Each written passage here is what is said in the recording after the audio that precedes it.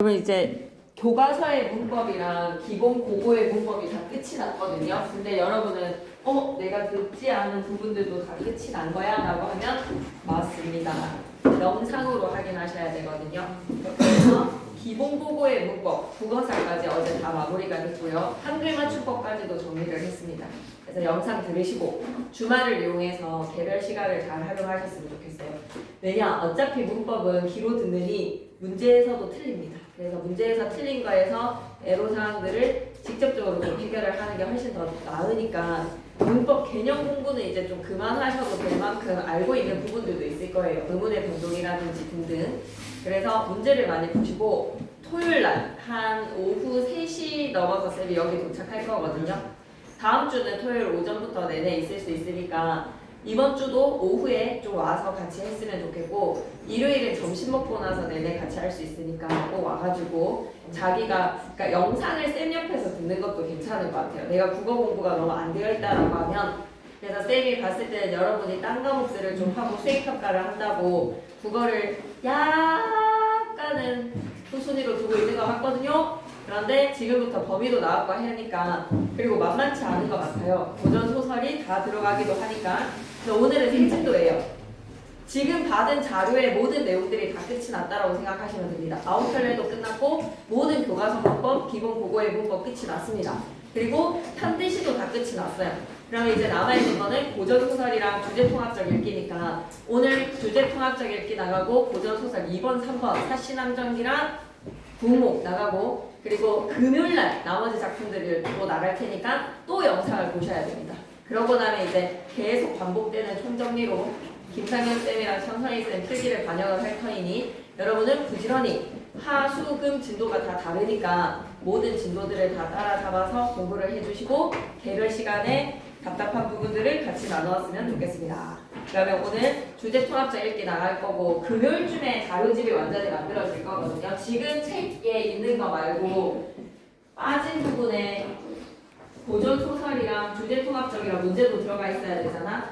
그걸 공지를 할 테니까 찾으러 오시면 되겠습니다. 오늘 거 한번 나가볼게요. 왜 이렇게 썰렁하죠? 많이 내려와야 되는데 이제 시험 갈등의 불이 떨어졌는데 국어를 해야 될 텐데 주말에 좀 내려와서 같이 합시다. 그것도 자기가 너무 내려놓고 있었다면 같이 좀 합시다. 주제통합적 읽기 너무나 중요한 고차원적 읽기 방식입니다.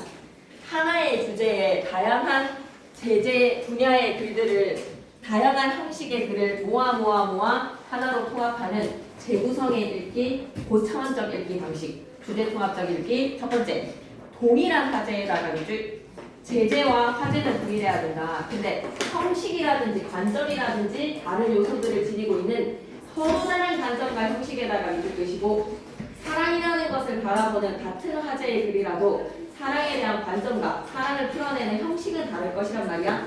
서로 다른 관점과 형식에다가 위주. 핵심은 뭐다? 동일한 화제여야 돼. 동일한 화제인데 서로 다른 관점과 형식. 두 번째, 읽기의 목적과 읽기의 전략을 고려를 해서 다양한 글을 주제통합적으로 읽어주세요. 주제통합적으로 밑줄 한번 좀 넣어주세요. 생각을 여는 질문부터 살펴볼까? 평소 좋아하는 작가의 전시회를 친구와 함께 다녀왔어. 나는 전시회에 걸린 그림을 보고 가족의 사랑을 표현한 그림이라고 생각했는데 친구는 가족을 그리워하는 작가의 마음이 담겨있다고 생각했대. 친구의 관점에서 바라보니까 정말 그림이 달라 보이네. 다양한 관점에다가 밑줄. 다양한 관점을 취합하는 읽기, 주제통합적 읽기다. 그래서 대상이 새롭게 바라보라는 거야. 그럼 소단한 한눈에 보기 살펴봅니다. 핵심은 뭐라고요? 주제통합적 읽기의 핵심은 동일한 화제를 다룬다. 동일한 화제에다가 밑줄. 그러면 이 세 편의 글이 관점과 형식이 다릅니다. 글에 표현된 관점과 형식을 비교해 봅시다. 관점과 형식을 비교해다가 밑줄. 관점과 형식 비교해보기 이런 걸 뭐라고? 주제통합적 읽기라고 한다.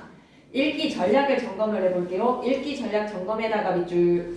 화제에 관한 여러분의 생각이 재구성되어야 됩니다. 서로 다른 관점의 글을 비교해보고 나만의 관점 정립해보기. 자신의 생각 재구성에다가 밑줄.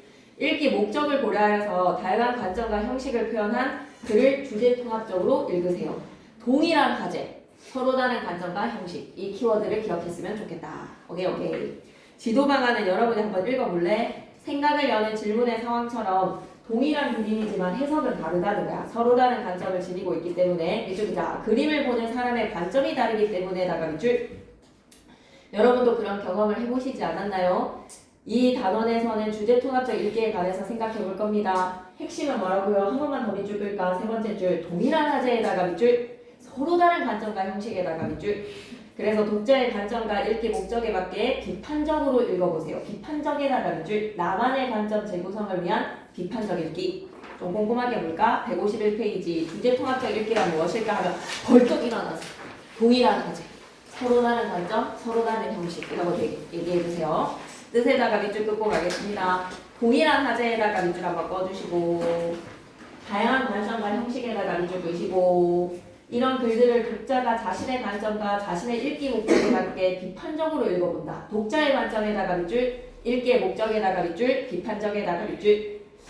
그 속에서 이런 주제 통합적 읽기를 하면 새로운 의미가 발견될 것이야. 새로운 의미 발견 밑줄 한번 꺼주시면서 재구성.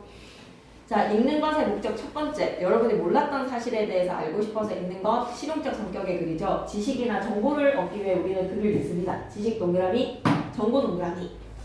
그리고 깨달음 동그라미, 즐거움 동그라미. 이런 것들을 위해서도 다른 사람과의 원만한 관계를 위해서도 글을 읽기도 하지요. 관계 유지에도 밑줄 한번 꺼주시고. 그래서 주제 통합적 읽기는 왜 해야 해요? 라고 하면 주제에 관한 풍부한 정보도 얻을 수 있고요. 풍부한 정보에다가 밑줄. 여러 사람의 관점의 글을 비교해본다. 이것은 곧 무슨 읽기, 비판적 읽기까지 선행되는 거지. 비판적으로 읽는 힘에다가 밑줄 한번 꺼주시고.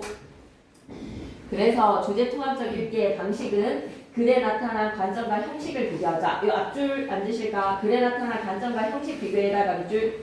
호지 왔나? 우기 왔나? 앞줄에 앉아라.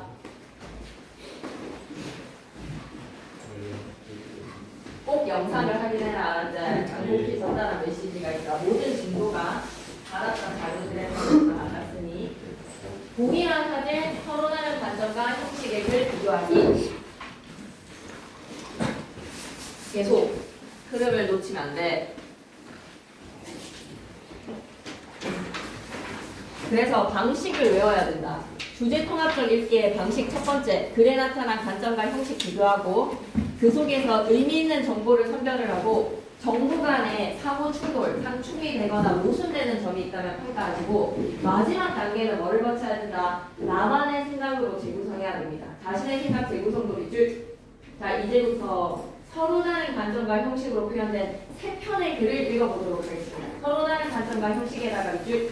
그렇다면 여러분의 읽기의 목적은 지식과 정보입니까? 깨달음과 즐거움입니까? 아니면 관계 유지입니까? 읽기 목적에다가 밑줄. 자신의 관점에다가 밑줄. 그래서 여러 관점의 글들을 비교하는 비판적 읽기를 통해 주제 통합적 읽기, 마지막에는 여러분의 관점으로 재구성하기. 152페이지 갈게. 아하, 동일한 화제는 뭐다? 친구. 동그라미 한번 쳐주시고 밑에다가 뭐라고? 동일한 화제라고 좀 적어주실래요? 친구에 관한 세 가지 글. 친구 동그라미, 동일한 화제. 세 가지 글 밑에다가 뭐라고? 서로 다른 관점과 형식이라고 적어줘. 서로 다른 관점과 형식. 도모다치, 브랜드. 이 친구에 관해서 서로 다른 관점의 글을 비교하며 자신의 관점을 재구성하는 주제 통합적 읽기. 주제니 호지.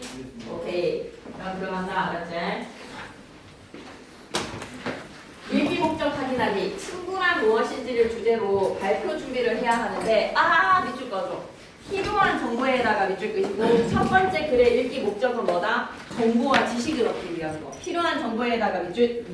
그래서 친구에 관한 세 가지의 글을 찾아봤어. 글 첫 번째 갑니다. 벗들이 지어준 나의 공부방. 학교에서는 아직 안 나갔죠? 네, 근데 아마 나가실 거라고 오늘 범위가 발표가 되었으니 학교 진도 신경 쓰지 말고 우리는 쭉 뺍시다. 그러고 나서 총정리하면서 필기 가능할게요. 자, 옆에 초록색 글씨부터 살펴볼까요? 이 글은 조선 후기의 대표적 문장가인 이덕무의 자서전 간서치전을 읽고 이덕무라는 인물의 흥미를 느낀 작가가 이덕무의 글에 상상력을 더하여 집필을 한 소설입니다. 소설에다가 동그라미 치시고 허구적 성격의 글 소설이다. 여기에서 나라는 주인공은 누구라고 생각하자? 이동무야. 그러면 이 글은 어떻게 쓰여졌는지 다시 한 번 더 배경을 짚고 갈게. 조선 후기의 대표적 문장가 이동무에다가 밑줄 자서전 간서치전에서 상상력을 더해서 이 소설이 지어졌다. 준비됐으면 본문 내용으로 들어갑니다. 백탑 원각사네요. 종로래요 지금의. 아랫동네로 이사한지에서의 지에다가 동그라미 품사 얘기해봐봐. 이사한이라는 관용어가 지를 수식해주고 있지. 이럴 때 지의 품사는 뭐가 돼야 돼? 이사한지. 시간의 경과를 나타내는 지 품사 뭐라고 얘기해야 되지? 맞춤법 공부 많이 안 했네. 엄청 강조 많이 했는데 이사한지 할 때의 지 시간의 경과를 나타낼 때만 의존명사했어. 그 외의 경우에 지는 전부 다 어미이기 때문에 띄었으면 된다 안 된다? 안 돼. 이사할지 하면 이사할지는 붙여 쓰셔야 되는 어미입니다. 이사하다에다가 리을지가 어미입니다. 시간의 경과를 나타낼 때만 지는 의존명사입니다. 시험에 나올 가능성이 높아요. 지는 의존명사랑 어미 구분하는 거 지는 시간의 경과를 나타낼 때만 의존명사다. 아랫동네로 이사한 지 새해쯤 새해에다가 밑줄 끄시고 해가 단위성 의존명사이고 새가 수간형사이기 때문에 새 띄우고 해 돼야 되지. 이런 거 띄어쓰기 잘 봐주세요.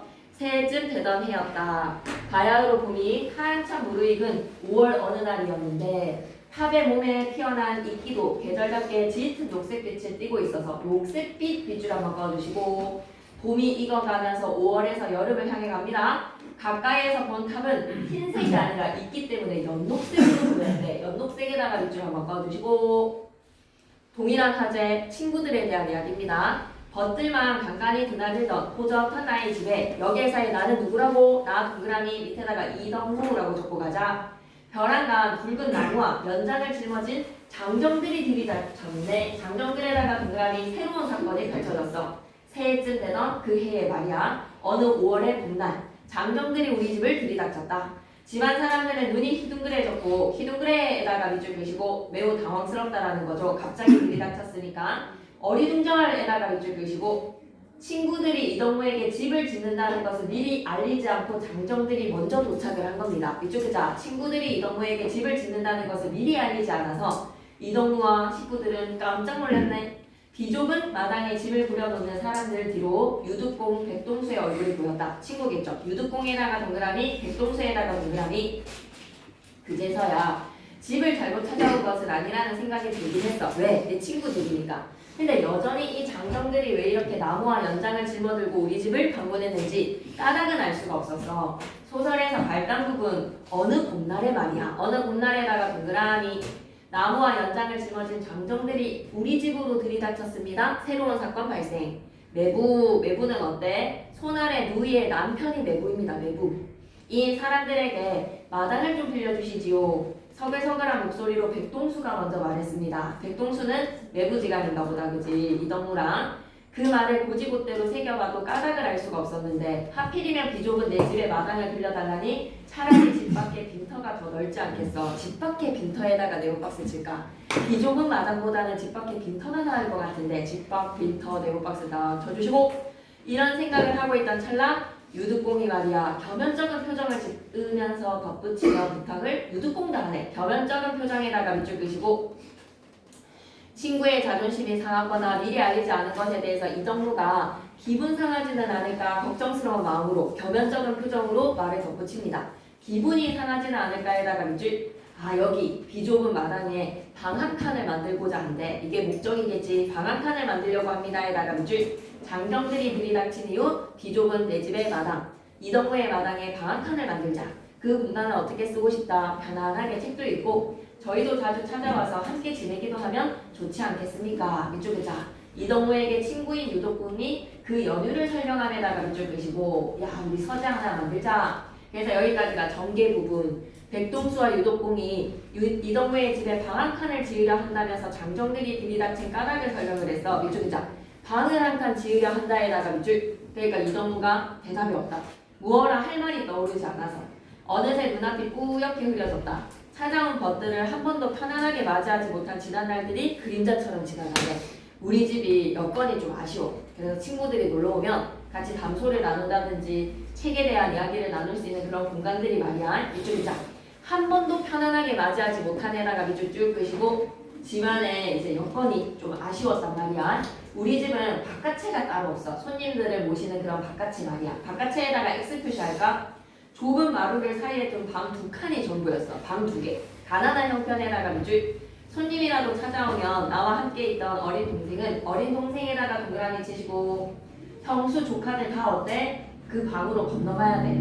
출타한 아버님이 돌아오시나 나는 찾아온 것들과 함께 슬그머니 바깥으로 나와야만 했지. 어쩌다가 비좁은 방 안에 무릎을 맞대고 앉아있어도 편치 않으니 행여 손님에게 방해가 될세라. 리을세라 뭐죠? 리을세라. 고전 시가에서 리을세라. 뭐 말까? 두려워서. 방해가 될까봐 두려워. 아내는 목소리를 낮추었지만 아이들은 꾸짖는 소리가 문풍지 사이로 바람과 함께 흘러 들어왔다. 한마디로 참 손님을 맞이하기에 우리 집이 누추하다. 늦은 밤이면 더욱더욱 조심스러워서 목소리를 낮추는 것은 방 안에 있는 넘기지 마시고 잠시만 보고 갑시다. 그의 배경은 18세기 조선 후기입니다. 조선 후기에 공간적 배경이 한양의 탑골 백탑 근처니까 백탑 근처에다가 밑줄 지금으로 치면 종로 2가 정도 된다고 합니다. 이동구의 집이 공간적 배경으로 비좁은 마당에 친구들이 지금 방 한 칸을 만들어보자 라고 이동구 집을 방문을 했어. 장정들을 데리고 읽는 중의 활동을 한번 보고 갈까? 나가 떠올린 지난날의 내용들이 대체적으로 어떤 내용들이고 친구들이 우리 집에 왔지만 참 불편하게 대접을 했던 나의 집은 손님이 찾아오면 온 가족들이 한 방에 모여 있어야 했고 아버님이 돌아오시면 친구들은 바깥으로 쫓겨나야 했고 좁은 방에 모여 있을 때도 친구들은 다른 방에 불편하게 있을 밑줄 자 좁은 방에 모여 있을 때도 친구들은 다른 방에 불편하게에다가 밑줄 식구들한테도 미안하지 친구들이 와 있어가지고 좁은 방에 다 모여 있으니까 추운 겨울에는 찬바람을 그대로 맞았던 그리고 눈이 녹아서 초가지붕에서 흘러내리는 누러물로 옷을 물들이기도 하는 이동무 집은 한마디로 놀러가면 좀 불편한 친구 집인 거야. 그래서 방 안에 있는 사람 153페이지에도 방 안에 있는 사람들도 마찬가지야. 가족들도 마찬가지지. 추운 겨울날에는 칼바람이 그대로 몸에 감겨들었고 이거 좀 잘 체크하고 가자. 추운 겨울날에다가 네오박스 칼바람에다가 밑줄 쌓였던 겨울에 눈이 녹기라도 하면 밑줄 그자 초가지붕에서 누런물이 흘러내렸다에다가 밑줄 그래서 사람의 옷을 얼룩지게 만드는 거야. 얼었다 녹은 자리에서 누런물이 배어나와서 앉아있던 손님들 옷을 누렇게 물들이기도 했다. 밑줄 그자 손님들 옷을 누렇게 물들이기도 에다가 밑줄 그러니 물결 표시 준비됐습니까? 나는 나대로 손님은 손님대로에다가 물결 표시 이럴 때 대로의 품사는 뭐지? 나대로의 대로 손님대로의 대로 조사이기 때문에 앞말에 붙였은 거야. 체연대의 조사대로는 붙였어야 돼. 딱한 일이 아닐 수 없었다. 이 이유는 뭐 때문에? 우리 집의 가난한 형편 때문에. 여기까지가 위기입니다.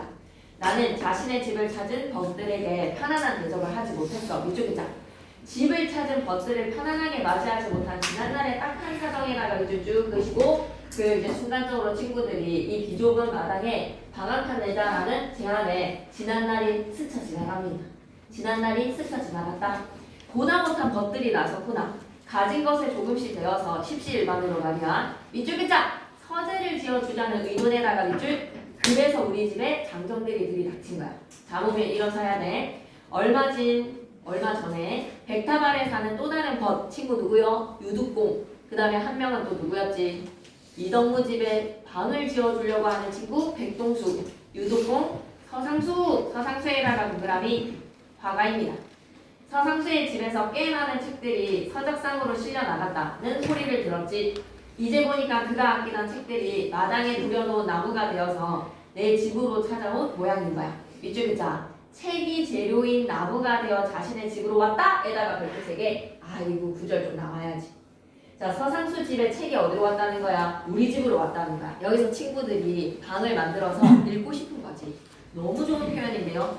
그가 아끼던 책들이 마당에 부려놓은 나무가 되어서 내 집으로 찾아왔다라는 말인 즉슨 자신의 집으로 왔다라는 겁니다. 책이 재료인 나무가 되어서 자신의 집으로 왔다라는 비유적인 표현 책이에다가 밑줄 자신의 집으로 왔다는 비유적 표현에다가 밑줄 좀 잘 챙겨주세요. 중요한 부분입니다. 다른 친구들도 모두 넉넉한 형편이 아니니까 저 속에는 그들의 책도 제법 들어있을 거야. 그들의 책에다가 밑줄 친구들의 마음 씀씀입니다. 이곳의 일은 저 사람들에게 맡겨두고 저희 집으로 가시지요. 이제 장정들이 방을 만들 거니까 덕무야 우리 집에 가 있자. 고개를 떨어뜨리고 생각에 잠겨 있는데 생각에 잠겨 있다가 밑줄 왜? 친구들이 자기네들의 돈으로 십시일반으로 친구들도 넉넉하지 않은 형편에 말이야. 우리 집에 방을 만들어주는 그 고마운 마음에 미안하기도 하지요. 그죠? 유두공이 내 팔을 끌었습니다. 어서 집으로 가자고. 일꾼들은 어느새 부지런히 땅을 고르며 붉은 제목들을 손질하고 있었네. 돌아가는 형편을 눈치챈 아이들은 화난 표정으로 화난 표정에다가 밑줄 왜? 방이 느니까 그 주위를 빙빙 돌아다녔다. 자그마한 서재 한 채를 짓는 데는 그리 오래 걸리지도 않아서 하늘도 굳은 인상 한 번 쓰지 않았고 날씨 좋다. 부드러운 5월 바람은 몇 번이고 흙벽을 쌓으면서 단단하고 매끈하게 만들어 주었다. 공사하기 딱 좋은 날씨였네요. 밑줄 글자. 공사하기에 좋은 날씨에다가 밑줄 누가 날씨 요정이고 날씨가 좋아서 공사가 성공적으로 마무리가 되었어. 그래서 5월의 바람이 흙벽을 쓰다듬었다. 사용된 표현기법 물어보면 뭐라고 얘기해야 되지? 5월의 바람과 하늘 두 가지를 자연물을 의인화시켰네. 하늘이 굳은 인상을 쓰지 않았어요. 5월의 바람이 흙벽을 쓰다듬었어요. 의인화 기억해 주셨으면 좋겠습니다. 매끈하게 방이 완성이 되었어. 그날이 다 가지 않아서 내 집 마당에는 새로운 집 한 채가 빰빠밤 공사 완료. 방 하나가 전부인 건물이지만 새로 올린 지붕의 풀냄새가 향긋하고 풀냄새가 향긋에다가 밑줄 빼시고 후각이라고 적어놓자. 친구들이 서재를 지어줬으니까 너무 고마울 텐데 종이로 바른 흙벽이 벗들의 마음처럼 은은하고 정겨웠다. 밑줄 글자. 흙벽이 벗들의 마음처럼 은은하고 정겨웠다에다가 밑줄 고맙지 친구들이. 이런 친구들의 마음이 은은하고 정겹다. 친구들이 막 생색내고 그런 친구들이 아니네요. 야씨 막 우리 같은 친구들이 있으니까 뭐 복받은 줄 알아! 막 이런 식에서의 생색은 내지 않습니다. 마침내 찐 우정이네요. 서재가 완성된 날 친구들이 얼마나 읽고 싶은 책이 많겠어. 그지? 그래서 그 자기들이 소중히 여기는 책들을 팔아가지고 제목을 구해가지고 이걸 만들어준 거잖아. 번들이 내 집에 모여들었습니다. 아내는 모처럼 조촐한 술상을 차려내었고요. 집을 짓는 틈틈이라는 부사 뒤에 이 밤새워서 바늘을 돌려가며 애써 마련해 둔 것이니라. 밑줄 바늘을 돌려가며 애써 마련해 둔 것에다가 밑줄 아내가 바느질 품을 팔아가지고 돈을 벌어가지고 조촐한 술상을 마련을 했단 말이야. 그치? 친구들을 대접하기 위한 아내의 노력을 뭐였다? 열심히 바느질을 한 겁니다. 사랑을 받기 위해서. 여기에 벗들이 저마다 들고 온 꾸러미를 펼쳐놓으니 잔치상이 따로 없었네요. 네, 각각의 십시일반으로 또 음식을 가져와서 파리를 하는 날입니다. 여전히 서로 무릎을 맞대고 앉아야 할 만큼 좁은 방이기는 합니다. 좁은 방에다가 밑줄 끄시고 하지만 너무 고마워. 나에게는 온 세상을 차지한 것처럼 넓기만 하네. 온 세상을 차지한 것처럼 에다가 밑줄 끄시고 밑에다가 비유. 서재가 완성된 날 파리를 펼쳤다. 조촐한 술상에다가 밑줄, 정겨운 시간에다가 밑줄. 갈래는 뭐라고? 소설. 이동우의 자서전에 상상력을 가미시켰다. 간서치전이라는 수필의 글의 상상력을 가미시켜서 소설화시켰다라고 생각해줘야 돼. 핵심 정리로 위로 올라가서 쌤은 이런 부분이 좀 중요한 것 같아. 아끼던 책들이 마당에 부려놓은 나무가 되었다라는 거는 책을 판 돈으로 아마 제목을 구한 것 같습니다. 공사 비용을 마련했다라는 것에 대한 비유적 표현들. 이런 문맥적 의미가 시험에 좀 나올 것 같지 않니? 성격은 상징적, 교문적.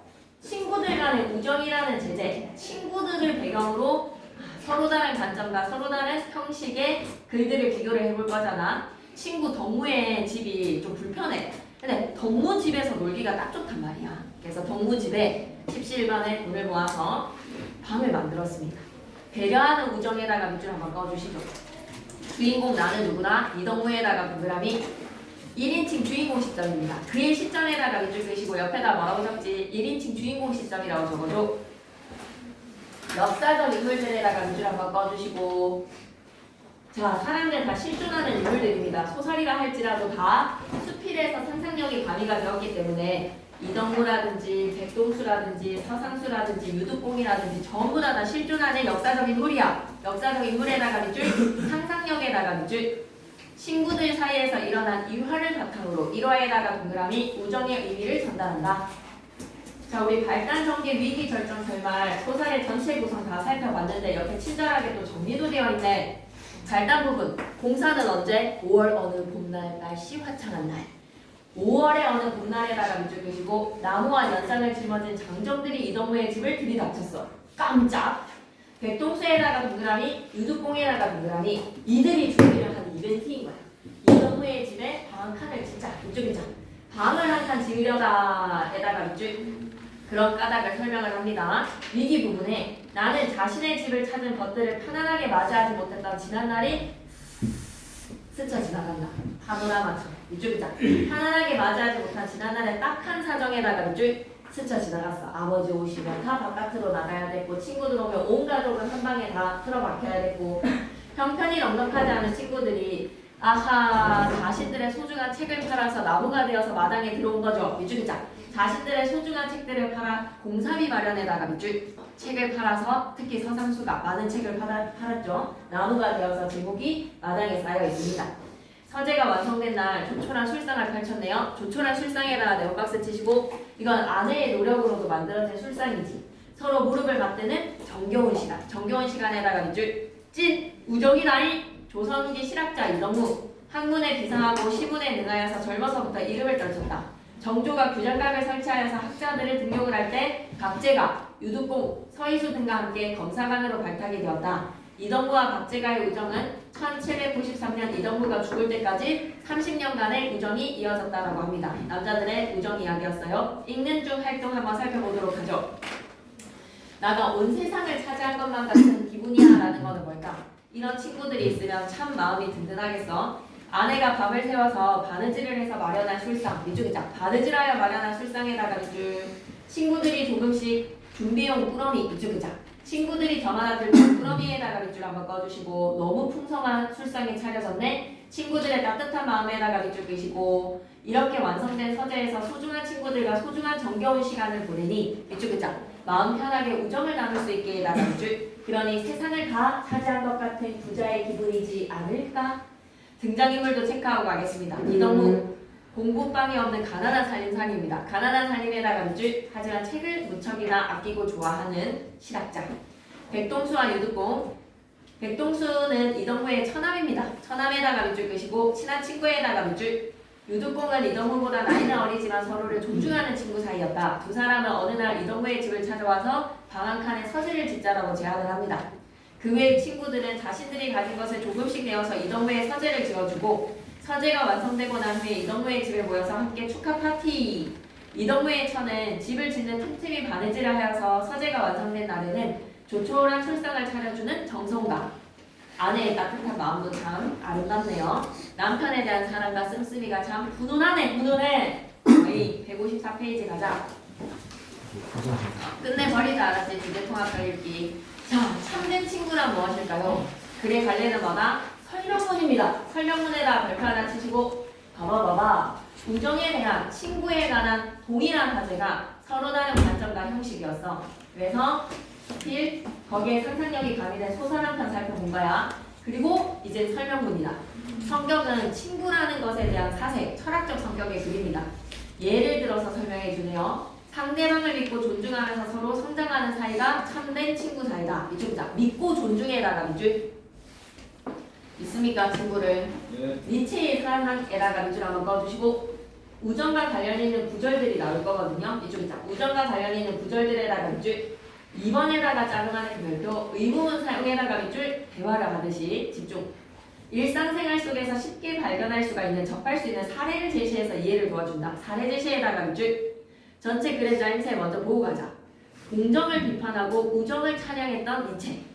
동정과 우정의 차이란 무엇일까?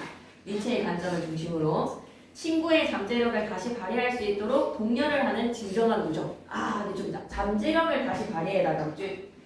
친구 사이란 이런 것이어야 되는구나. 나의 잠재력을 발휘할 수 있는 그런 동료의 관계가 진정한 우정이구나. 그리고 타인의 기쁨을 함께 느낄 수 있는 동거동락. 같이 살아가면서 기쁨도 같이 느낀다. 동락에다가 동그라미 한번 치시고요. 참된 친구의 의미와 가치를 살펴봅니다. 주제 통합적 읽기를 통해 여러분에게 참된 우정을 가르쳐주고 싶은 선생님이신가 봐. 김상경 쌤이 수업하시는 거 맞지? 교과서는. 그럼 한번 가볼게. 독일의 철학자 니체는 사상가의 의견에 뒷받침하죠. 니체에다가 동그라미. 동정보다는 뭐라고? 우정. 밑줄이다. 니체의 말을 인용하여 글을 시작에다가 밑줄. 이런 동정에 대한 정의. 불쌍한 사람을 보면서 안쓰럽게 생각하는 마음이야. 동정심은 흔히 선한 마음으로 찬양을 받기도 하지. 동정심이 많은 것은 보통 칭찬의 말로 쓰여 그런데 니체는 동정을 비판을 하고 우정을 찬양해. 이쪽이자. 동정을 비판하고 우정을 찬양해라라는 왜 그러는 것일까요? 라는 질문을 통해서 독자의 호기심을 유발, 독자 집중하라는 거야. 이쪽이자. 질문을 통해다가 독자 호기심 유도에다가 이쪽 계시고. 자, 그럼 왜 동정이 아니라 우정이었는지 들어봐봐. 니체의 관점. 니체는 우정을 나누는 사이를 서로 완전한 존재가 될 수 있도록 독려하고 돕는 관계로 보았다. 이쪽이자. 완전한 존재에다가 이쪽. 우리는 불완전한 존재니까 완전한 존재라는 목표를 향해서 서로지간에 뭐해라? 동료에다가 이쪽 돕는 관계. 상부상조하라는 상조. 이런 우정에 대한 상대에 관한 존경과 존중이 전제되어 있다. 존경과 존중이 전제에다가 이쪽 우정 안에 미리 깔려져 있는 건 뭐라고? 우정에 전제되어 있는 건 존경과 존중이야. 친구를 존경합니까? 존중합니까? 참된 우정을 나누는 친구들은 상대의 잠재력을 서로 믿고 있대. 잠재력을 서로 믿습니다에다가 이쪽 너무 좋은 말인 것 같은데 존중과 존경. 상대의 잠재력을 믿는 마음.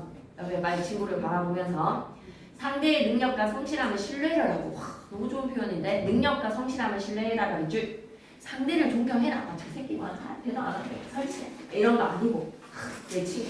능력 있는 잠재력을 가진 친구. 이쪽에 상대를 존경해라. 이쪽. 그런데 상대를 동정을 할 때는 어떨까요? 그를 도울지라도 그가 홀로 일어설 수 있다고 확신하지 않아.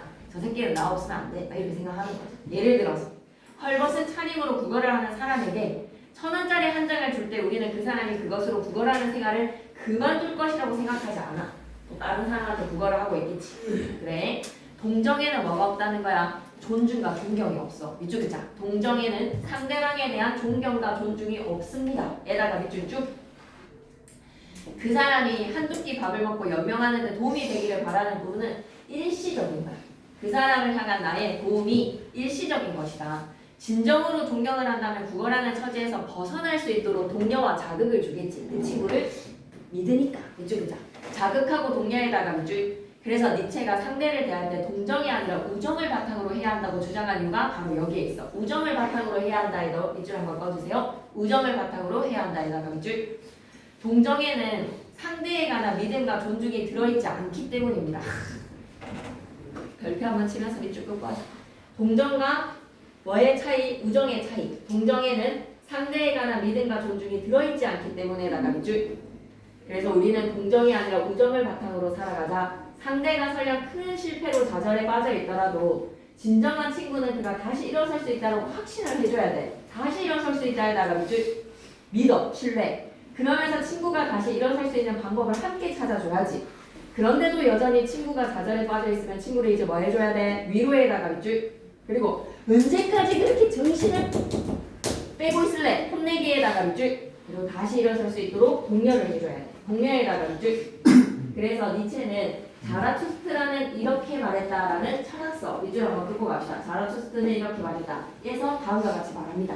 다음과 같이 말합니다. 옆에다가는 이쁘게 하나 적고 갈까요? into the 용. 그대에게 고통받는 친구가 있다면 그의 고민에 휴식처가 되도록 하라.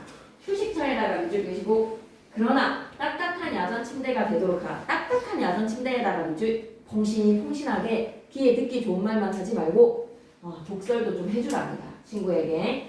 그러면 그대는 그에게 가장 많이 유용한 존재가 될 것이다. 유용한 존재에다가 밑줄. 이 말에서 눈여겨볼 대목이 있는데 니체는 그 친구에게 딱딱한 야전 침대가 되라 라고 얘기해. 잠시만. 이 글에서 가장 핵심되는 정보는 뭐다? 동정과 우정의 차이. 동정과 우정의 그 미세한 차이. 존중과 존경의 눈으로 판단하셔야죠. 그래서 동정 갑니다. 불쌍한 사람을 보면서 그냥 안쓰럽게 생각하는 일회성의 도. 안쓰럽게라가 밑줄. 그래서 상대방에게는 뭐가 결여되어 있다? 믿음, 존경, 존중은 결여되어 있다. 믿음에다가 X, 존중에다가 X, 그리고 하나만 더 X하고 갈게. 뭐? X. 존경도 X. 우정은 서로가 완전한 존재가 될 수 있다고 서로 독려하고 돕는 존재. 아씨, 왼쪽 뒤통에 있었는데. 완전한 존재에다가 밑줄, 독려에다가 밑줄, 돕는 에다가 밑줄. 그래서 이미 우정에는 밑바탕에 존경과 존중이 깔려있다. 그리고 신뢰가 깔려있지. 존경에다가 동일하니 존중에다가 동일하니 상대의 능력과 성실함을 신뢰하고 밑줄 있자. 능력과 성실함을 신뢰에다가 밑줄. 상대방은 어떻게 해줘야 돼? 존경하는 말. 존경도 한번 체크해주고.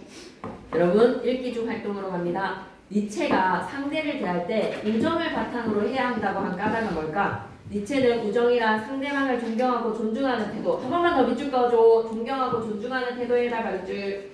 서로가 완전한 존재가 되기 위해서 돕는 관계가 돼야 돼. 완전한 존재 밑줄, 돕는 관계에다가 밑줄. 하지만 동정은 안쓰럽게 여기는 일회성의 마음일 뿐이야. 믿음 X, 존중 X. 그러니 우리는 상대를 대할 때 어떤 마음으로? 존경과 존중과 믿음으로 우정으로 대한다. 여러지간을 읽기 중 활동 두 번째. 니체가 고통받는 친구에게는 포슬포슬한 요람이 아니라 딱딱한 야전 침대가 되어주래. 딱딱한 야전 침대에다가 밑줄. 휴식은 잠깐 취하는 거야. 늘어지면 안 돼. 다시 일어나야지. 이쪽이다. 다시 일어나야 하는 침대에다가 밑줄. 진정한 우정이란 고통받는 친구에게 편안한 안식을 주자. 편안한 안식에다가 밑줄. 그리고 친구가 빨리 회복할 수 있도록 독려해줘야지. 독려에다가도 밑줄 한번 꺼주시고 155페이지 떠오르는 친구를 생각해보세요. 병상용 침대와 달리니까 가로로 보시고 병상용 침대는 동정일 것 같지 않아? 야단 침대는 전쟁터에서 일시적 휴식이어야 돼. 일시적 휴식에다가 밑줄 빨리 털고 일어나야 돼. 본래 건강한 사람은 야전 침대에서 잠시 휴식 취해야 돼. 잠시 휴식도 밑줄 한번 꺼주시고 그러면 기력 회복이야. 진정한 친구는 상대의 잠재력을 신뢰하고 있지. 이쪽이자. 상대의 잠재력을 신뢰에다가 밑줄. 상대가 좌절에 빠져있을 때 위로 밑줄, 힘 밑줄. 그러면서 뭐다? 잠재력 활발하게 다시 발휘에다가 밑줄. 그렇게 독려를 해줘야 되는 거야. 진정한 친구랑 그래야 되네. 이런 의미에서 진정한 친구는 상대에게 환자가 눕는 병상용 침대는 아니야. 병상용 침대에다가 X. 이거 약간 동정인 것 같아.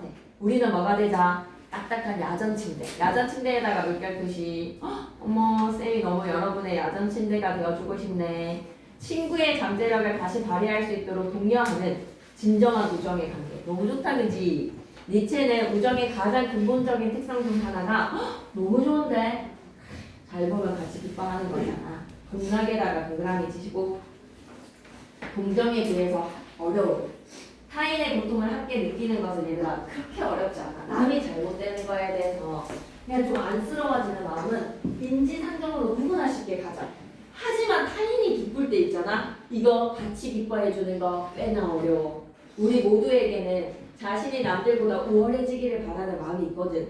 또 타인의 성공을 시기하는 마음도 강하게 자리 잡고 있거든. 우리가 동정을 느끼는 사람들은 나의 자존심과 자부심을 상하게 하지는 않아. 동정의 대상들은 같이 고통받는 거에 대해서는 내 자부심, 자존심 상하지 않아. 오히려 우리는 은연중에 그 사람들과 달리 불행한 처지에 빠지지 않은 내 처지에 대해서 만족도 느끼기도 해. 타인의 불행을 통해서 내가 오히려 더 낫다라고 생각한다는 거지. 이건 진정한 우정이다 아니다? 아니야. 동정에서는 타인의 고통을 통해서 내가 만족이 느껴진다니까. 한편에다가 세모 우리보다 성공한 사람들에게 질투와 시기심은 당연히 따라옵니다. 질투와 시기심에다가 밑줄 더 잘난 사람. 아울러 더하기 그 사람보다 못한 자기 자신에게 열등의식이 가져져. 만족이 아니라 열등의식. 열등의식에다가 밑줄 유명인에게 달리는 악의적인 댓글들 다 뭐야? 연예인 걱정하는 거 다 뭡니까? 질투입니다. 열등의식에서 확인할 수 있는 것이다. 악의적인 댓글이 달리는 이유? 밑줄기자. 타인의 성공과 행복에 대해서는 우리는 뭐를 느끼게 된다? 열등의식에다가 밑줄. 이처럼 니체는 참된 친구는 상대를 믿고 존중하며 상대를 믿고에다가 밑줄, 존중에다가 밑줄. 행복감을 느낄 때 나도 덩달아서 더 행복해지는 동락이요. 훌륭한 인간으로 성장하는 것을 함께 기뻐해주는 존재다. 함께 기뻐해주는 존재에다가 밑줄. 너무 와닿는다 진짜. 내가 잘된 것에 대해서 기뻐해주는 친구. 함께 기뻐해주는 친구. 동락. 고통을 느낄 때 고통에서 벗어날 수 있도록 위로와 힘을 줘야 되고 위로와 힘에다가 밑줄. 기쁨을 느낄 때 기쁨을 함께 나누면서 기쁨을 2배로 만들어주는 친구. 당신 옆에 이런 친구가 있나요? 라고 질문을 통해 글을 마무리하네요. 너무 좋은 내용이었습니다. 딱딱한 야전 침대와 병상용 침대 비교하기. 너무 괜찮은 문제일 것 같네요. 한 문제 놔줘야죠. 판서에다 크게 별표 하나 치시고 딱딱한 야전 침대. 표현 기법은 뭐다? 비유입니다. 비유. 고통받는 친구에게 딱딱한 야전 침대가 되어서 빨리 기력을 회복해서 털고 일어날 수 있게 우리는 뭐가 되어주자? 동료의 존재가 되어주자는 거야. 그래서 친구를 대하는 바람직한 태도는 병상용 침대가 아니라 이쪽이자 야전 침대에다가 밑줄. 산이나 들 따위의 야외에서 사용하기 간편하게 접어서 지니고 다닐 수 있게 만든 침대. 밑줄 한번 끊고 갈게. 병상용 침대와 달리 전쟁터에서 일시적 휴식에다가 밑줄. 병상용 침대에다 들어 누워버리는 거야. 비유를 통해서 전하고자 하는 메시지는 뭔가요? 진정한 친구 사이란 야전 침대에서 잠시 휴식을 취하듯이 잠시 휴식에다가 밑줄. 고통받는 친구들을 위로를 해주고 위로에다가 밑줄, 힘에다가 밑줄, 잠재력 다시 발휘에다가 밑줄, 독려해 줍시다. 그리고 친구의 성취에 대해서 같이 기뻐해 줍시다. 같은 마음으로. 너무 좋은 내용이네요. 판서 또 크게 배우죠. 오른쪽 뒤편. 동정과 연민, 동락의 차이. 동정과 연민은 그냥 타인의 고통에 대해서 그냥 같이 마음 아파해 주는 거예요. 그러면서 내 처지에 대해서는 난 저거보다 나은데 라는 만족이죠. 자신의 처지에 대한 만족에다가 밑줄. 근데 동락은 상대방의 성장, 성공과 기쁨에 대해서 같이 기뻐한다. 성공과 기쁨에다가 밑줄. 진심 기쁨. 읽는 중. 니체가 생각하는 참된 친구란 어떤 걸까? 서로를 존경하고 존중하기 때문에 존경에다가 밑줄, 존중에다가 밑줄. 완전한 존재가 될 수 있도록 서로지간에 뭐해라? 공여에다가 밑줄. 더 훌륭한 인간으로 성장하고 성공하였을 때 함께 기뻐해라. 함께 행복해라. 함께 기뻐에다가 밑줄, 행복에다가 밑줄. 빠밤 진짜 중요한 내용이었네. 설명문 하나 살펴봤습니다. 우리 태안이한테 쌤이 야전 침대가 되어줄 거야. 그래서 넥슬라이스를 한번 알려줘. 야전 침대가 되어줘야 되니까. 오케이, 좋았어. 한번 이렇게 써는 행동도 중요한 것 같아. 글 세 번째. 이번에는 또 친구의 이야기야. 인공지능과 친구가 될 수 있을 것 같아? 챗GPT랑 사귈 수 있을 것 같아? 아니요. 안 돼? 오케이. 갈래는 강연문입니다. 다수의 대상을 바탕으로 자신의 생각을 전달을 하는 사실적, 과학적에다가 밑줄 끼시고 진정한 친구를 원하는 인간의 뇌와 인공지능 친구의 가능성. 청중에게 역시 질문을 던집니다. 청중에게 질문을 던지면에다가 밑줄. 당연히 주의 환기 집중. 인류의 뇌가 커진 원인. 뇌가 커진 원인에다가 밑줄 끄시고 직립 보행하면서 뇌가 커지죠.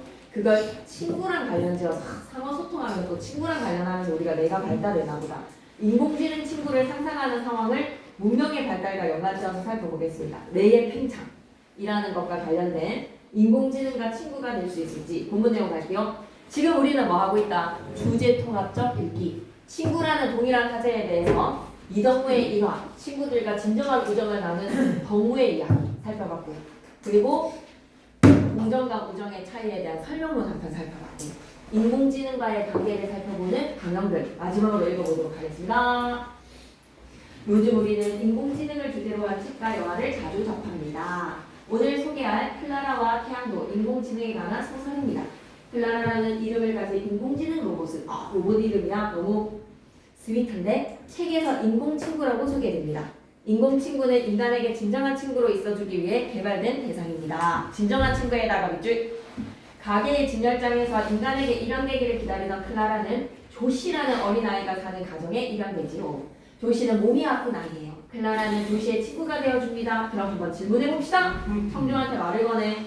우리가 인공지능 로봇이 있는 미래를 그릴 때 왜 인공지능 로봇을 친구로 삼는 것을 상상하는 것일까요? 이쪽이자. 왜 인공지능 로봇을 친구로 삼는 것을 상상하는 것일까요? 에다가 밑줄 쭉 끄시고 화제가 던져졌어. 청중들한테 질문을 통해서 인공지능과의 친구 관계, 프렌드십 형성 가능하냐? 라는 거 한번 생각해보자. 인공지능이라 로봇을 친구로 삼는 거 상상 한번 해보자라는 거지. 인공지능 로봇 친구가 등장하는 소설, 이에 관한 답을 찾으려면 먼저 우리는 인간에게 친구가 왜 필요한지 밑줄이다. 친구가 왜 필요해라가 밑줄. 진짜 궁금하다. 인공지능을 로봇으로 삼는 로봇 친구로 삼는 까닭. 인간에게 왜 친구가 필요한지 근원적 질문부터 들어가 보자. 밑줄 한 번만 더 꺼주면 안 돼? 인간에게 친구가 왜 필요한지에다가 밑줄. 왜 필요할까 얘들아? 경만아 왜 필요한 걸까? 친구는 너무 궁금해. 지금부터 수십만 년 또는 수백만 년 전의 과거로 돌아가야 돼. 수백만 년 전까지 백두더 현생 인류의 조상으로 추정되는 오스트랄로피테쿠스. 여러분 오스트랄로피테쿠스 맞죠? 대부분 맹수에게 사냥당하기 쉬운 대상이었을 거야.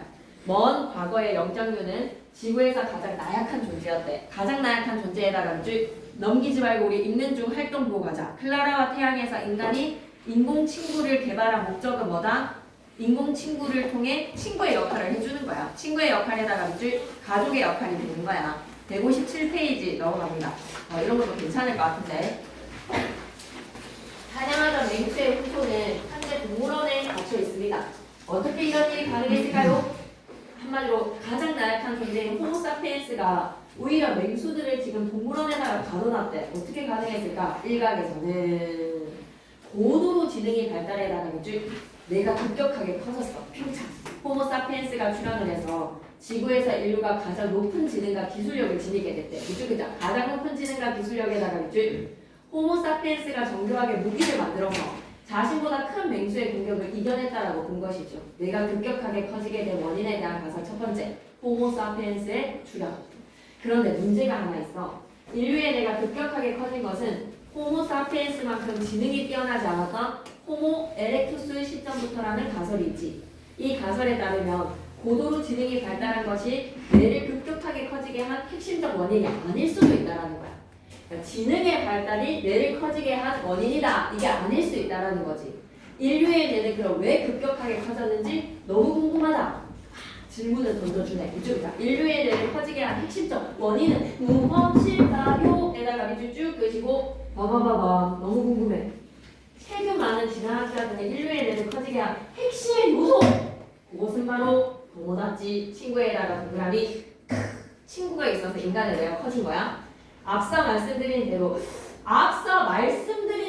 아까 대로 조사대로 살펴봤지. 기쁨대로, 나대로, 너대로, 친구대로 할 때 대로는 조사였다면 말씀드린 대로에서의 대로는 의존명사네.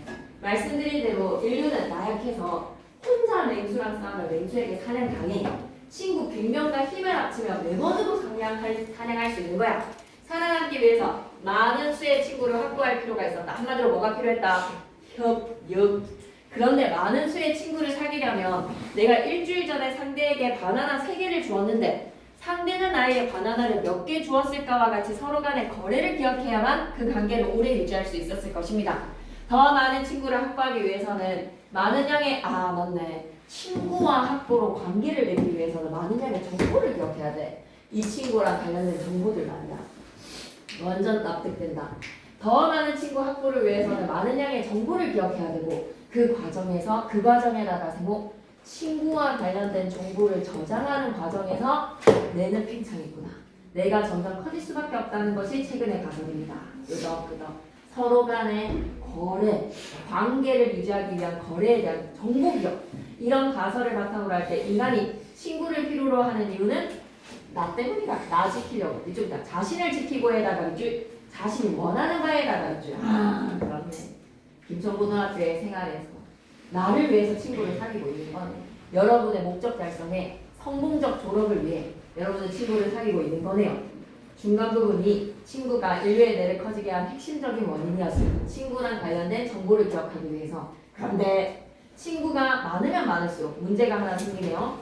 나의 상황이 좋을 때는 내가 주는 혜택을 받다가 상황이 안 좋아지면 도망가는 이들이 많아지다. 즉 배신을 때린다는 거지. 오늘날 온라인상에 있는 그 많은 친구는 내가 무언가 필요로 할 때 잠시만. 온라인상의 친구들 중에서는 진정한 친구가 있어 없어? SNS에서 인친들 진정한 친구라고 볼 수 있겠습니까? 이쪽이다. 회의적 시각에다가 밑줄 의심을 품어본다. 회의적 시각 의심의 눈길 회의적 시각에다가 밑줄. 자, 우리 인류의 진화 과정 한번 살펴보자. 우리는 누구를 닮았는고? 오스트랄로피테쿠스 두발 보행, 직립보행을 한 남쪽 원숭이입니다. 호모 에렉투스 수렵생활에다가 밑줄. 그러면서 언어의 사용과 도구 사용은 우리는 누구? 호모 사피엔스. 판서 내용으로 갈게. 판서 맨 위에부터 가자. 내가 급격하게 커지게 된 가설의 3가지가 제시가 됐어. 첫 번째, 호모 사피엔스. 고도로 지능이 발달하면서 내가 커진 호모 사피엔스의 출현으로 인해서 인간은 이쪽이자 높은 지능과 기술력에다가 이쪽 고도로 지능이 발달한 것이 내가 급격하게 커진 원인이다. 내가 급격하게 커진 원인이 뭐다? 지능 발달에다가 이쪽 지능이 발달을 하니 내가 커졌다. 호모 에렉투스 가설. 인류의 뇌가 급격하게 커진 것은 호모 사피엔스만큼 지능이 뛰어나지 않았던 호모 에렉투스의 시점부터이다. 호모 에렉투스에다가 밑줄 한번 꺼주시고 고도로 지능이 발달한 것이 뇌를 급격하게 커지게 한 원인이 아닐 수도 있겠다. 반박이죠. 지능 발달이 뇌를 커지게 만든 게 아닐 수도 있겠는데 호모 에렉투스부터 우리가 뇌가 커졌는데 라는 것으로 반박을 했어. 그러면 3번째, 내가 급격하게 커진 원인에 대한 책을 진화한 자들의 견해는 뭐다? 핵심 요소는 친구다. 첫 번째, 맹수와의 싸움에서 살아남기 위해서는 많은 수의 친구가 필요하다. 친구랑 사귀려면 친구랑 거래관계를 기억해야 된다. 더 많은 친구의 확보를 위해서는 많은 정보의 저장이 필요하기에 뇌가 발달하기 시작한다. 읽기 중 활동으로 갑니다. 인간이 더 많은 친구를 확보해야 하는 까닭은 무엇이죠? 나 자신을 지키고 내가 원하는 바의 목적을 이루기 위해서. 인간은 개별적으로 힘이 약합니다. 무리를 지어야지. 신체적 약점을 극복할 수 있죠. 더 강한 존재가 될 수 있습니다. 따라서 많은 친구를 확보해야지만 더 크고 힘이 센 짐승의 사냥으로 자신을 보호하기 위해서는 뭐가 필요했다? 친구가 필요하다. 158페이지라요.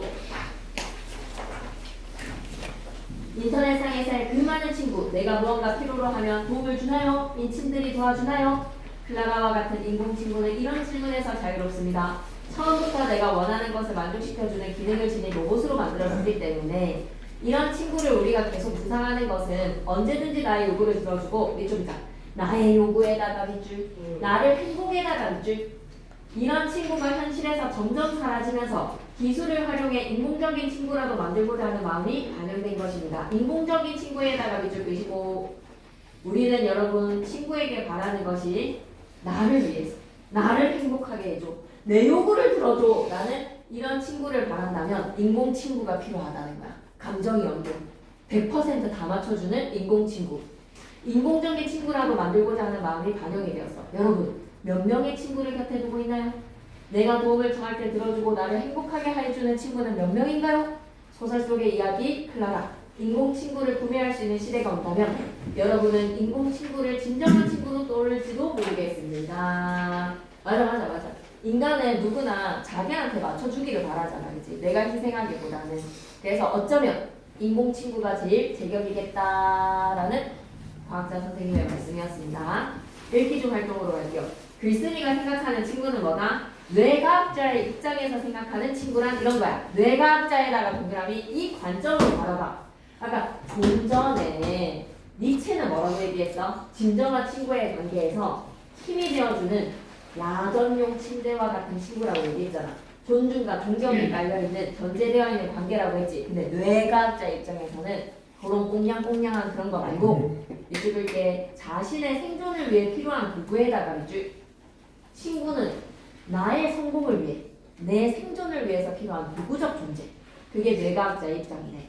또한 인간은 진정한 친구가 언제든지 나의 요구를 들어주고 나를 행복하게 해줘야 한다라고 바라고 있으니 그러니 이제 진정한 친구는 뭐가? 인공친구가 나왔다. 이거라는 거지. 오케이. 단서로 갑니다. 온라인 친구의 역설.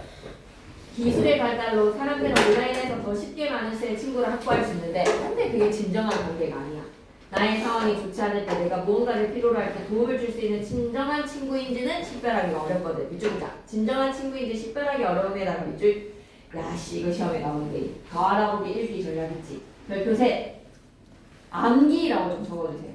외워주세요. 전중 후 활동 중에서 어디에 해당하는지 외우셔야 됩니다. 근데 이게 겁나 헷갈리거든요. 시험 칠 때 아씨 전에 목적 해야 될 것 같기도 하고 막 중에 와 이거 해야 될 것 같기도 하고 엄청 헷갈립니다. 그래서 읽기 전에는 내 목적이 지식과 정보인지 아니면 깨달음과 교훈인지 아니면 관계 유지인지 읽기 목적을 반드시 확인하세요. 읽기 목적에다가 밑줄.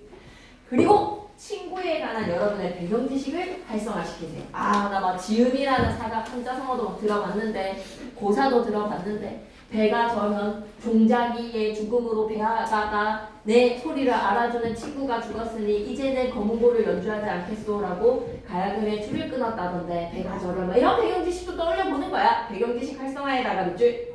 그러면서 인공지능 친구가 될 수 있나요? 라는 제목과 소제목과 사진을 훑어보면서 이 글의 내용이 어떠한지 예측하고 질문을 만들어보자. 예측과 질문에다가 밑줄. 그러면 읽는 중에서는 내 예측의 질문의 내용에 답을 찾아야지. 내용 확인에다가 밑줄. 역시 궁금한 점은 기록해야지. 숨은 의미나 글쓴이의 생각은 추론하면서 글의 내용이나 글쓴이의 생각은 공감하고 비판하면서 읽어주는 거야. 공감과 비판에다가 밑줄. 다 읽었니? 그럼 요약해. 요약에다가 밑줄. 중심 내용 파악해. 에다가 밑줄. 그리고 깨달은 점은 내 삶이랑 연결시켜본다. 읽기 전중 후 활동. 혹시나 물어볼 수 있기 때문에 나온다면 알고 있으셔야 외워놓자고요. 넘어가서 159페이지 보고 친구에 관한 세 가지의 글을 읽었습니다. 새롭게 알게 된 점. 이덕무라는 사람이 참 가슴 따뜻한 우정을 유두공과 나누었구나. 이덕무랑 유두공이랑 그리고 또 한 명 이름이 뭐였지? 외워줘. 유두공, 이덕무 한 명 이름이 뭐였지? 외워줘. 백동수. 그리고 글 두 번째에서는 동정과 우정의 차이점 생각해 주시고요. 글 3에서는 여러분인가요? 아, 이거는 뭐다? 호모사피엔스가 아니다. 이거는 오스트랄로피테쿠스다. 호모사피엔스로 가면서 친구와의 관계를 맺기 위해 내가 발달했다. 내용 정리하기 가시죠. 나는 벗들이 자신에게 공부방을 지어주기 위해서 어떻게 행동했을 것이라고 추측하니 책을 팔았어. 자신들도 넉넉하지 않은 형편이니까 책 팔아가지고 그 돈으로 나무를 산 거야. 이쪽 글자 자신들의 아끼던 책을 서적상에 팔아서에다가 줄. 니체는 우정을 나누는 사이를 어떻게 보았습니까? 존중, 존경, 신뢰. 존중에다가 밑줄, 존경에다가 밑줄, 완전한 존재가 될 수 있도록 서로 도와주자. 진화학자들이 말하는 인간의 뇌가 커진 까닭은 뭐라고? 생존을 위해서. 내가 살아야 돼. 내 성공을 위해서 도구가 필요한 거야. 저 새끼를 이용해야 되겠어. 저 새끼랑 같이 싸우면 레버드도 이길 수 있으니까. 저 새끼와 관련된 정보를 저장해야 되겠어. 그래서 내가 커진 거야. 내가 살아남으려고. 나 자신이 살아남기 위한 생존의 도구가 바로 뭐였다? 친구야. 그래서 고도로 지능이 발달하면서 내가 급격하게 지능 발달에 나가는 줄. 많은 수의 친구 확보를 위해서 정보 저장을 해야 되니 내가 커졌다라는 겁니다. 예, 답을 좀 깨워보기 위해 베이비라는 단어를 사용했습니다. 160페이지 갈게요. 이제 끝났어요. 친구에 관한 세 가지의 글을 읽고 다음 활동을 해보도록 하겠습니다. 자, 나를 대하는 친구들의 태도에다가 이제 쭉 보시고 보다 못한 벗들이 가진 것을 조금씩 내어서 서재를 지어주자는 의논을 한 듯 싶은데 얼마 전에 백탑 아래 사는 또 다른 벗 서상수의 집에서 꽤 많은 책들이 서적상으로 실려 나갔다. 서상수가 책을 팔아서 우리 집에 제목을 대준 거야. 이제 보니까 그가 아끼던 책들이 마당에 부려놓은 나무가 되어서 내 집으로 돌아왔구나. 책을 팔아서 나무를 산 거야. 다른 것들도 모두 넉넉한 형편이 아니니 저 밖에서 그들의 책도 구멍이 있을 것 같은데 친구들이 우리 집에 공부방이 없는 게 안타까워서 이동과 마찬가지로 친구들에게 책은 매우 소중한 재산이었을 거야. 그러한 친구들은 책을 팔아서 공부방을 지어주는 것 정말로 애정과 마음이 깊은 넓은 친구들이네요. 애정과 마음이 깊고 넓다에다가 밑줄 니체가 생각하는 동정과 우정의 차이. 이거 크게 별표 하나 쳐놓을까? 단순 안쓰럽고 불쌍하게 여기는 마음 믿음 없습니다. 존중과 존경 없습니다. 믿음 X, 존중 X. 하지만 우정은 완전한 존재가 될 수 있도록 서로 동경하는 사이니 존중과 존경이 전제되어 있고 서로에 대해 신뢰하는 관계다. 3번으로 갑니다. 딜슨이는 인간이 인공지능 로봇을 친구로 삼는 것을 상상하는 까닭에 대해 어떻게 생각하고 있습니까? 제일 좋아. 그냥 나한테 100% 맞춰주니까. 딜슨이는 뇌과학자로서 친구나 우리의 뇌가 이쪽 글자 생존을 위해 필요한 존재로 인지하는 대상에다가 내 생존을 위해서는 시우랑 잘 지내야 돼. 그래서 막 백날 놀고 막 이런 친구랑 잘 안 사귀고 싶습니다. 그래서 열심히 하는 친구랑 잘 지내고 싶죠. 현대 사회에서 사람들은 매체의 발달로 온라인에 수많은 친구를 사귈 수 있거든요. 하지만 내가 무언가 도움이 필요할 때 도와주는 친구를 찾기는 쉽지 않습니다. 그게 역설이에요. 온라인상의 친구 역설. 온라인 친구의 역설입니다. 인공지능 로봇 친구는 내가 원하는 것을 싹 다 만족시켜줄 수 있을 걸. 챗 GPT가 진정한 친구가 현실에서 사라지는 상황에서 기술을 활용하여 인공적인 친구라도 만들고자 하는 인간의 마음 충분히 가능할 것 같다. 완벽한 이상형의 남자친구, 인공지능 남자친구 있다면 좋을 것 같다. 161페이지 갑니다. 2번에다가 크게 볼게요. 위에다가 크게 넣어서 문제 통합적인 얘기라고 동일한 사제, 서로 다른 사제 세개 비교하는 거 시험에 나올 수 있어요. 크게 별표 하나 치시고 글 첫 번째 문학 분야 옆에다가 소설이라고 미리 적혀져 있네. 친구의 어려운 처지를 생각하면서 배려하는 도움을 줄 수 있는 문제. 좋다. 배려에다가 밑줄 철학 분야에서 설명하는 글에서는 친구를 어떻게 정의를 내렸다. 존중과 존경과 서로 완전한 존재로 될 수 있는 공유하는 서로 성장하기 위해서 같이 성장하는 존재, 같이 기뻐하는 동락도 기억해 주시고 과학 분야에서 주장하는 글에서 친구는 뭐다? 내 요구 들어주는 존재, 나를 행복하게 해주는 존재, 내 생존을 위해서 필요한 도구. 친구는 뭐라고? 내 생존을 위해서 필요한 도구. 얘들아, 읽기 목적에 따른 읽기 방법 좀 봐봐. 정보 획득을 위한 읽기는 훑어보고 해석하고 비판하고, 판단이나 태도 강화를 위해서는 명료화하고 객관화하고 주대화하고, 심리적 체험을 위해서는 동일시 감정이입 대상화. 3번에 세 편의 글을 읽기 전에 정한 읽기 목적을 고려를 해서 자신의 읽기 전략을 점검을 해보도록 하겠습니다. 친구가 무엇인지에 대한 정보를 얻기 위해서 이 글을 읽었나요? 네.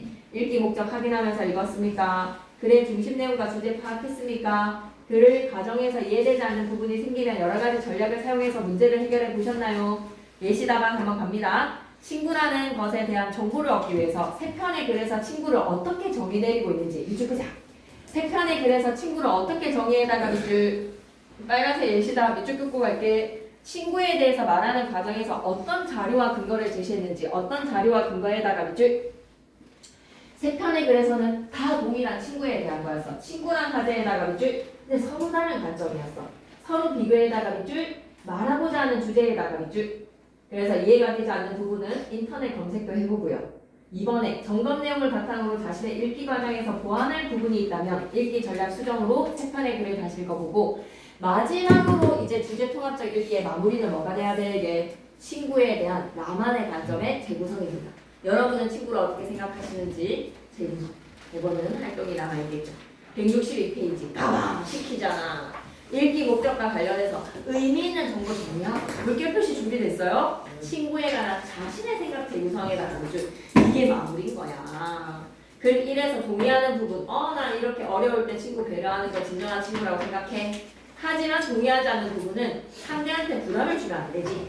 글 2에서는 존중하고 존경해야 된다는 거 친구와의 관계 좋아. 하지만 어려움에 처할 때 편안한 정상적 침대가 되어준다고 해서 상대방을 존중하지 않는 것에 대해서는 동의하기 어려운데. 그리고 글 3에서는 인공지능의 로봇이라면 어떻게 친구를 해? 뭐 이런 걸 얘기를 할 수도 있겠죠. 그리고 2번으로 세 편의 글을 읽고 새롭게 알게 된 내용이 있습니까? 이동무가 넉넉하지 않은 형편이었으며 친구들의 도움으로 집에 공부방을 새로 지었다는 사실. 니체라는 철학자가 말하는 우정에 대한 정의가 신선했다. 친구란 서로 힘들 때 도와주고 친구의 슬픔을 함께하는 것이 당연하다고 생각했는데 니체는 이러한 것을 상대방을 존중하지 않는 태도로 본다. 인간의 내가 커진 것이 더 많은 친구와의 관계를 기억하기 위해서 내가 커졌다? 좀 신기하지 않니? 이러한 인간의 진화가 친구가 중요한 요인이 되었겠구나. 그러면 글쓴이의 관점 중에서 서로 다른 부분이 있는지 한번 살펴보시고 여러분의 생각을 재구성해보라고 합니다. 자, 남학생이 잘생겼네요. 여러분보다 못하지만 글 1에서 자신의 지인이 어려운 상황에 처했을 때 그를 도와주는 이가 친구라는 관점. 글 2에서는 친구라면 상대를 동정하지 말고 스스로 어려움을 이겨낼 수 있도록 독려해야 한다. 그리고 글의 2를 내용을 바탕으로 글의 1의 친구들이 나를 동정하는 것이 아닐까? 동정을 해가지고 공부방을 만들어줬다, 그렇지? 스스로 뭔가를 해결하는 거에서의 내용이 아니라. 너무 읽기 싫겠지만 쌤이랑 예시답 읽으면서 재구성 한번 마무리 지어볼게. 글 1에서 이동무의 친구들은 조건 없이 이동무에게 도움을 주었네요. 조건 없이에다가 자기네들 돈으로.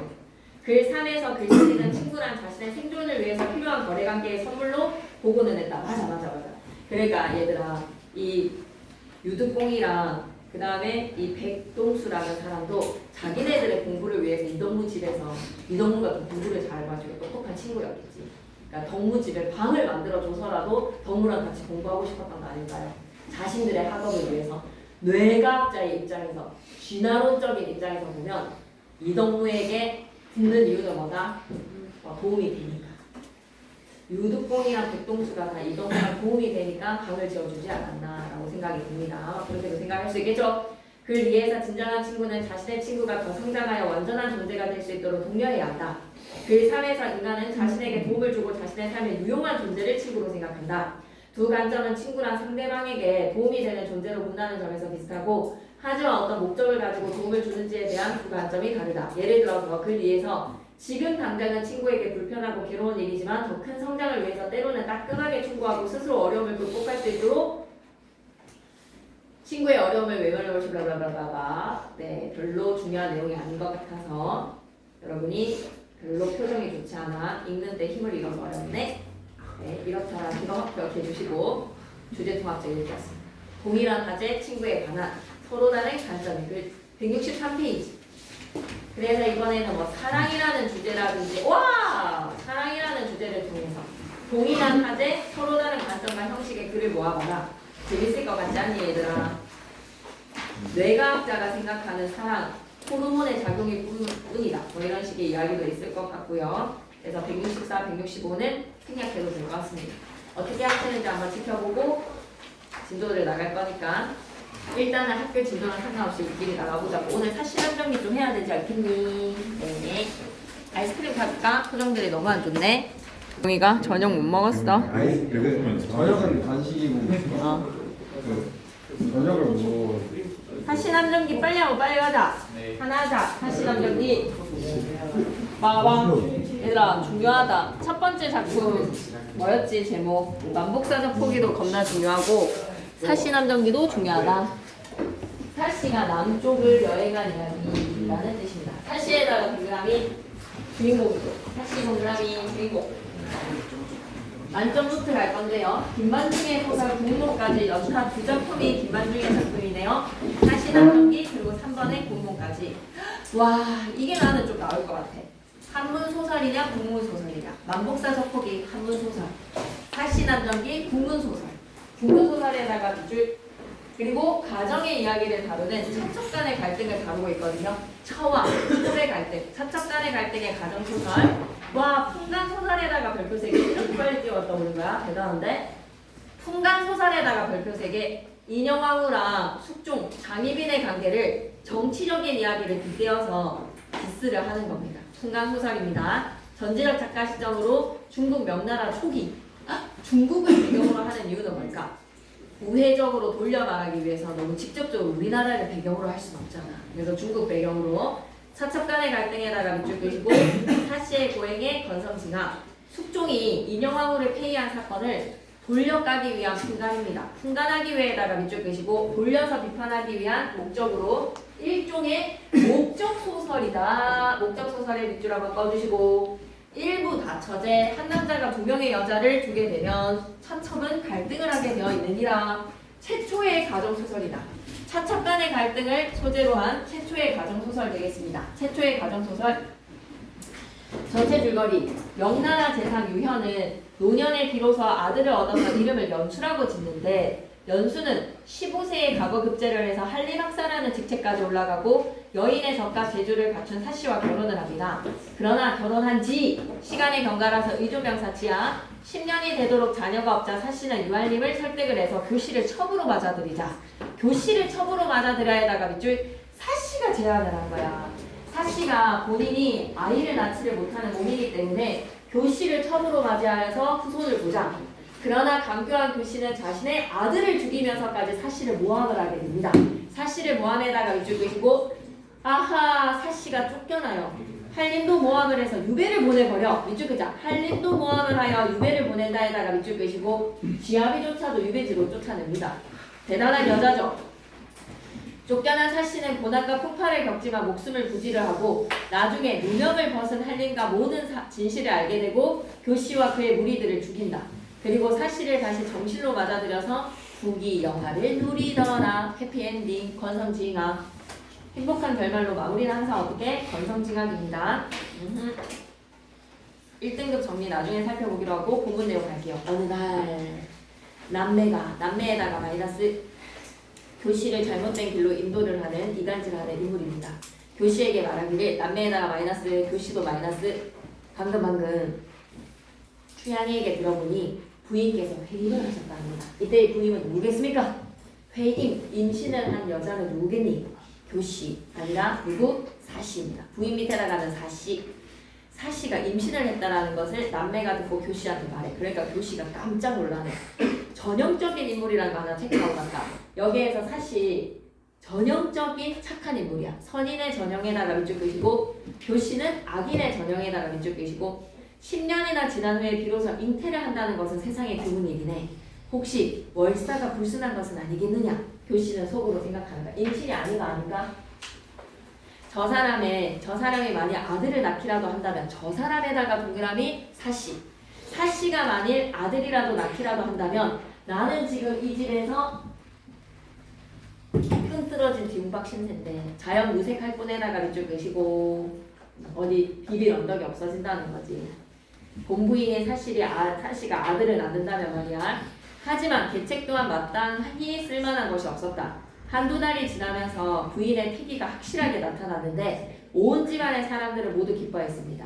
그러나 교씨만이 홀로 앙앙불락 빈칸 뚫어놔도 되지 않을까? 앙앙불락에다 가로로 묶으시고 즐거울락 아니 불짝 즐겁지가 않다. 즐거워하지 아니함에다가 밑줄 끄시고 마음이 앙앙해서 말이야. 앙앙 마음이 차지 않아서 교씨는 남매와 함께 은밀하게 음모를 꾸미게 되는데 음모에다가 밑줄 끄시고 별표 하나 치자. 교씨가 전형적인 악인으로 어떤 인물이야? 욕망을 위해서는 수단과 방법을 가리지 않아. 이런 걸 우리는 소시오패스라고 하죠. 패스 계열입니다. 수단과 방법을 가리지 않은 악한 인물에다가 밑줄.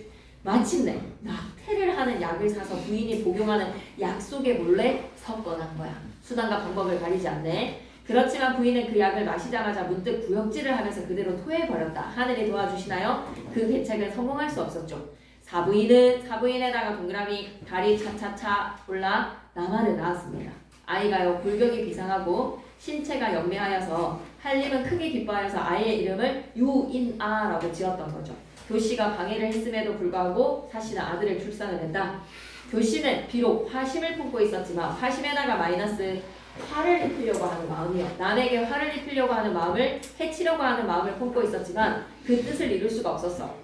마지못하여서 부인에게 경화를 올리고 부인 밑에다가는 사씨한테 축하합니다 라고 경화를 올리면서 겉으로는 기쁜 듯한 표정이지만 속마음은 앙앙불락이잖아요. 그래서 사자성어로 바꾸면 뭐다?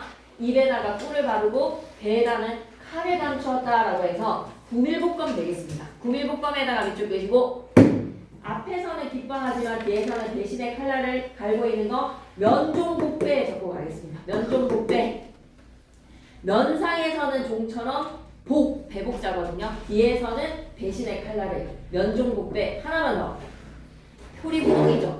표면과 이면이 서로 다릅니다. 표리부동. 두 번째 적용 안 해도 되죠. 표리는 두 번째 문제니까 써야 되겠니? 면종복배 표리부동 적었다라고 생각해도 되겠니? 영상에서 보는 친구들 표리부동, 면종복배, 구밀복검 세 가지 체크하고 갑시다. 표리부동은 있네. 그러면 면종복배만 적어주시면 되겠네요. 한림과 사씨는 여전히 그것을 진정이라고 여겼어. 판단력 부족에다가 밑줄. 사람들이 착하니까 교씨의 속내를 모르는 거야. 이나가 점점 자라서 장주와 같은 장소에서 함께 놀았다. 장주가 누구게? 사씨의 아들이야. 사씨의 아들. 사씨가 죽일 거야 나중에 장주는. 그런데 이나는 비록 어리기는 하였지만 기상이 탁월하였다. 기상이 탁월하였다에다가 밑줄 끄시고 직접 제시라고 적어줘. 인물을 직접적으로 제시해. 장주가 한간 아름답기만 한 것과는 차이가 있었어. 장주는 얼굴만 잘생겼지 아이가 좀 띠뜰했단 말이야. 하지만 이나는 애가 또 똑똑했다라는 거죠. 하루는 한림이 밖에서 집으로 들어와서 상의도 벗기 전에 이나를 안고 어루만집니다. 상의도 벗기 전에다가 밑줄 그리고 그만큼 이나를 아꼈다는 거야. 상의도 벗기 전 이나에 대한 사랑의 기쁨에다가 밑줄 좀 돌리면서 감좀 낄까? 이나에 대한 사랑이 있어서 뭐했다? 옷도 벗기 전에 이나를 안고 어루만졌다. 이 아이는 이나의 골격이 비슷하여서 선인과 매우 닮았다. 밑줄자. 선인과 매우 닮았는 이나에다가 밑줄고 있고 조상님, 아버지와 닮았다는 뜻입니다. 조상님과 닮았다. 훗날 반드시 우리 가문을 창성하게 할 것이냐. 가문을 창성하게에다가 밑줄. 또 밑줄도 끄면서 알수록 찾아줄래? 가문을 창성하게에다가 밑줄 그리고 기대하는 바가 있다는 거지. 가문을 창성하게. 그리고 다시 그 유모에게 이르는 것이었다. 각별히 잘 기르도록 하거라. 이에 장주 유모는 교씨에게 달려가 호소를 합니다. 장주 유모에다가 동그라미 치고 마이너스 표시해줘. 마이너스. 상공께서 상공에다가 동그라미 누구게? 이때의 상공은 누구게? 유연수라고 적어줘. 유연수. 유할님이야. 사씨 남편이야. 상공께서 유독 이나만을 어루만지면서 장대를 촉망하셨습니다. 갈등을 촉발시키는 거지. 하지만 장주를 보더니 못 본 채 하고 그대로 지나가셨습니다. 밑줄이다.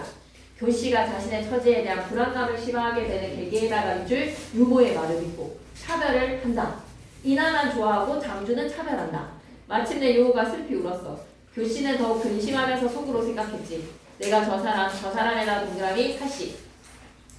비교를 할 때 용모의 아름다움은 전혀 나은 것이 없지. 사씨가 이쁘다는 거야.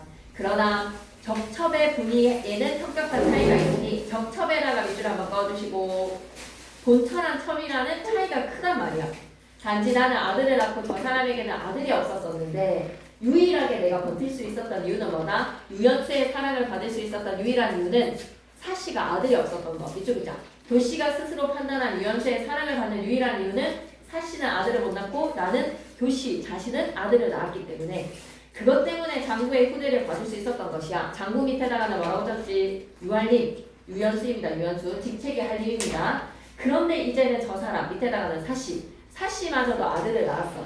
저 아이가 장차 이 집의 주인이 될 것이고 내 아이는 아무 쓸데가 없게 될 것이 아니겠는가. 저 사람이 겉으로는 얻은 척하고 있지. 이쪽이다. 사씨의 본성을 의심해. 그 씨는 사씨가 착한 척한다라고 의심을 하고 있어. 원래 선인인데 말이야. 지 시각으로 보는 거죠.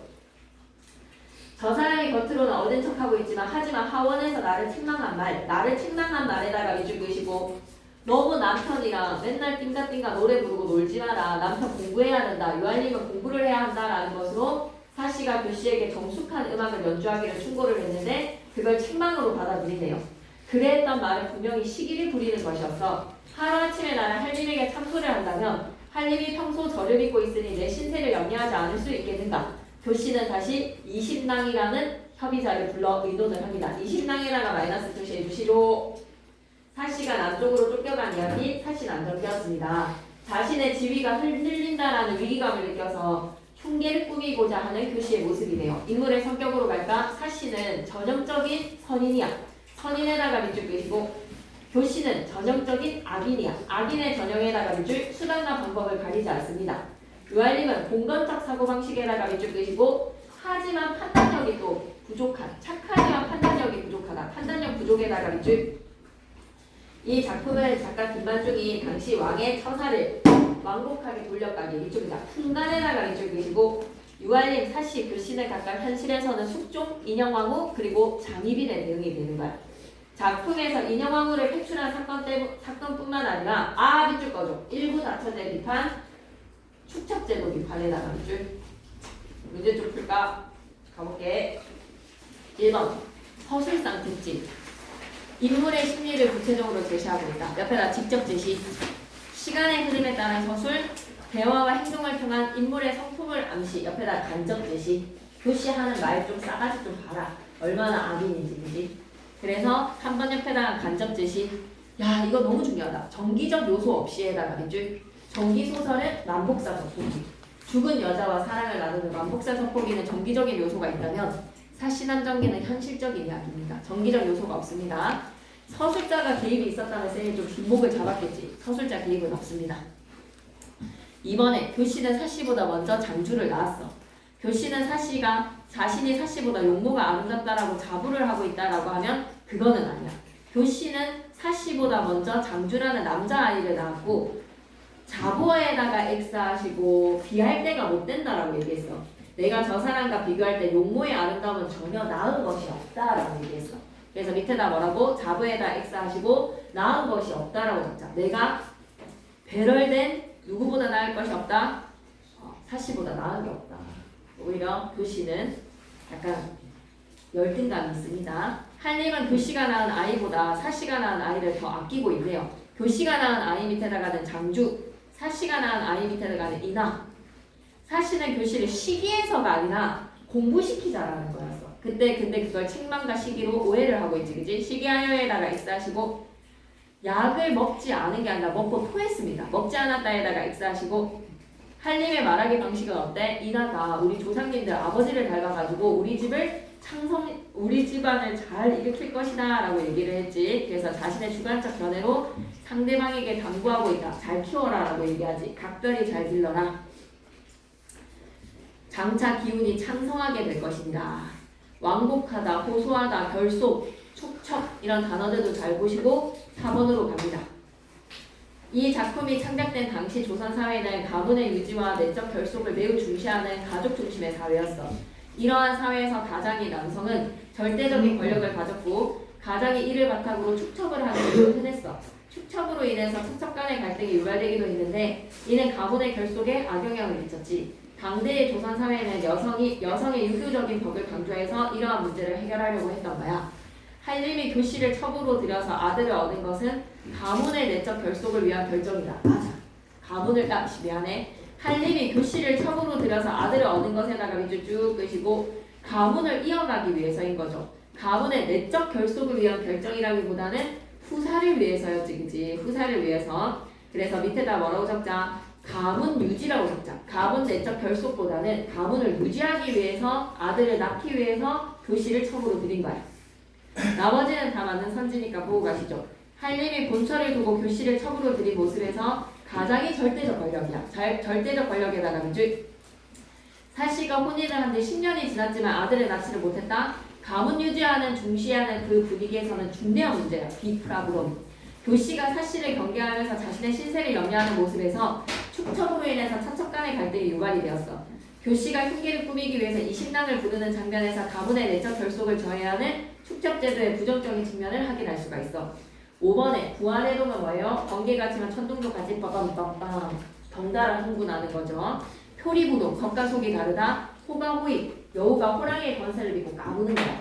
감탄고토 달면 삼키고 쓰면 뱉어버리는 거. 적반하장도 유분수지라고 하면 방귀 낀 놈이 성내는 겁니다.